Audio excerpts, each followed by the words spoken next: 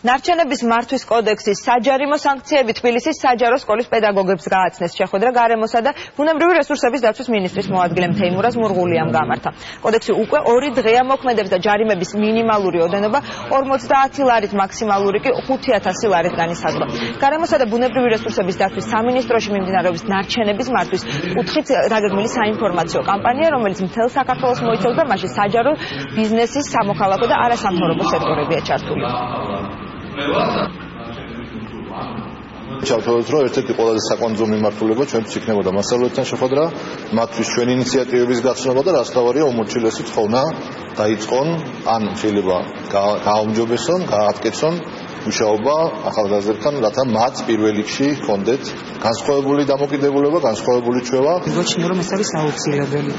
რადგან თუ კი რაიმე პრობლემა არსებობს ჩვენ საზოგადოებაში, ეს უპირველეს პრობლემად მიგოჩნია გარემოს დაბინძურება, რასაც ეკოლოგიური გარემოს წესრიგი დაცვა, მოწესრიგება და ეს აუცილებელი სასკოლო ასაკიდან დაიწყოს.